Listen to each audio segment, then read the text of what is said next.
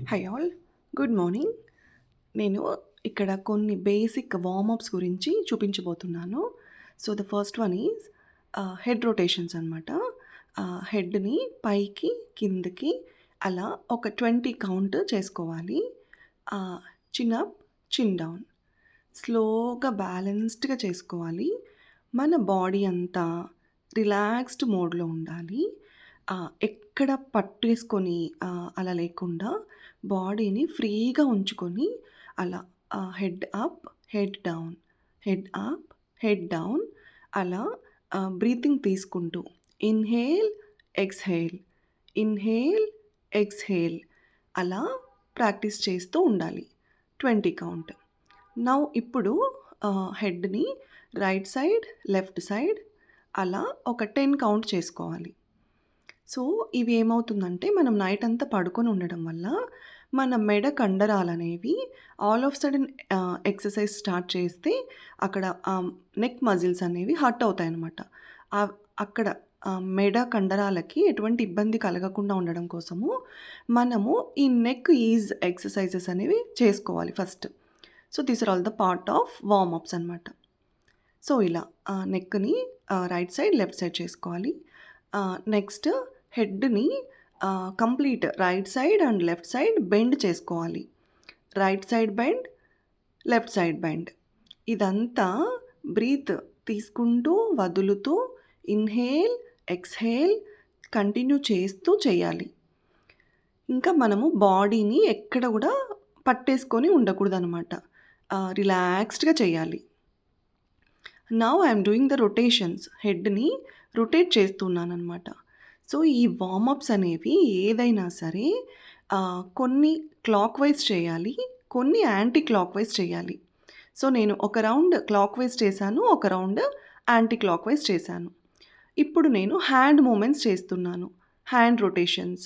ఇవి కూడా ఒక 10 క్లాక్ వైజ్, ఒక 10 యాంటీ క్లాక్ వైజ్ చేసుకోండి. సో, అలా 10 clock wise, 10 anti clock wise బాడీని ఎక్కడ కూడా స్ట్రిక్ట్‌గా పెట్టుకోకూడదు. లూజ్‌గా పెట్టుకోవాలి. బాడీ ఫ్రీగా ఉండాలి. ఇప్పుడు నేను లెగ్ రొటేషన్స్ చేస్తున్నాను. నేనిక్కడ వీడియోలో క్యాప్చర్ అవ్వడం కోసము నా లెగ్ నీ హైట్‌కి తీసుకొచ్చాను.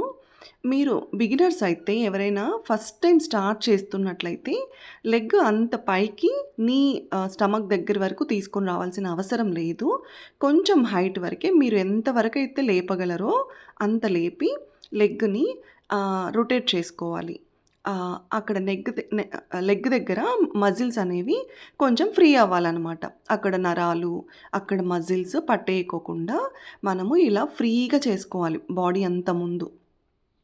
సో, నేను ఒక 10 క్లాక్ వైజ్, ఒక 10 యాంటీ క్లాక్ వైజ్ చేస్తున్నాను ఈ రొటేషన్స్. సో, అలా టోటల్ కౌంట్ ఆఫ్ 20 అవుతుందనమాట. సో, ఇలా చేసుకోండి. తర్వాత నేను నా హిప్ మూవ్‌మెంట్ చేస్తున్నాను.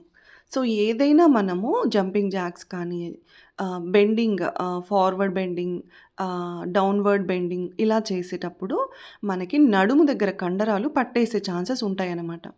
సో, అందుకోసము మనము హిప్ రిలీజ్ చేసుకోవాలి. హిప్ మూవ్‌మెంట్ వల్ల మనకి ఆ హిప్ మజిల్స్ అనేవి ఫ్రీ అవుతాయన్నమాట. ఈజ్ అవుతాయి. మనము నెక్స్ట్ చేయబోయే హైయర్ ఇంటెన్సిటీ వర్కౌట్స్ కోసము ఇది మ్యాండేటరీ అనమాట. సో, ఇలా నడుము దగ్గర, హిప్ దగ్గర కండరాలకి మంచి ఎక్సర్సైజ్ అనమాట ఇది. సో, ఇది ఒక 10 కౌంట్ చేసుకోండి. క్లాక్ వైజ్ ఒక 5, యాంటీ క్లాక్ వైజ్ ఒక 5. మీరు maybe you can increase the count as well according to your body condition. ఇక్కడ మొత్తం హోల్ బాడీ అంతా ఫ్రీ అయ్యేలాగా చేసుకోవాలన్నమాట. So, hands up and down, right side, left side మూవ్‌మెంట్‌తో. సో, ఇలా చేయడం వల్ల కంప్లీట్ బాడీకి మొత్తానికి వార్మప్ అనేది లభిస్తుందనమాట. హ్యాండ్స్‌కి, మన హిప్ దగ్గర ఉన్న మజిల్స్‌కి, స్పైనల్ కార్డ్‌కి, మొత్తము నెక్‌కి, హెడ్‌కి అంతటికి వార్మప్ అనేది లభిస్తుంది. సో, ఇదేంటంటే నీ టచెస్ అనమాట.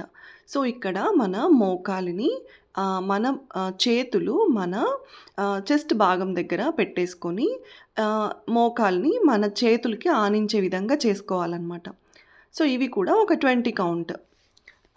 సో, ఇది చేయడం వల్ల మన థైస్ భాగంలో, మన పొట్ట భాగానికి వార్మప్ అనేది లభిస్తుందనమాట.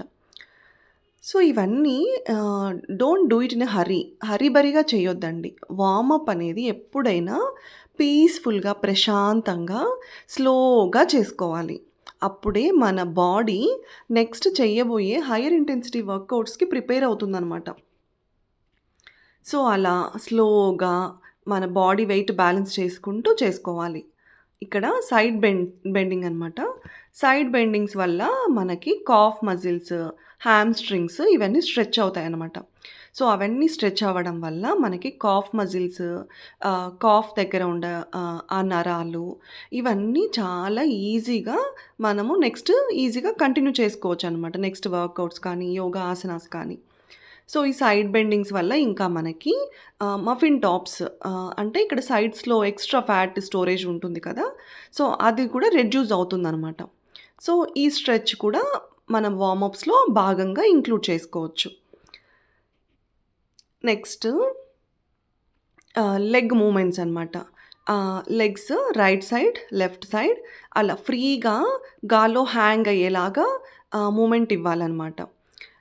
అలా గాల్లో హ్యాంగింగ్ లాగా మూవ్‌మెంట్ ఇవ్వడం వల్ల మన గ్లూట్ మజిల్స్, మన థై మజిల్స్, మన కాఫ్ మజిల్స్ అంటే మన పిరుదుల భాగంలో ఉన్న మజిల్స్, మన తొడల భాగంలో ఉన్న మజిల్స్, మన పిక్కల భాగంలో ఉన్న మజిల్స్‌కి ఫ్రీనెస్ అనేది లభిస్తుందనమాట. సో, దానివల్ల మనకి ఎటువంటి నొప్పి కానీ, పట్టేసినటువంటి భావం కానీ ఉండదు. సో, ఈ వార్మప్స్ అన్నీ చేసుకోవచ్చు.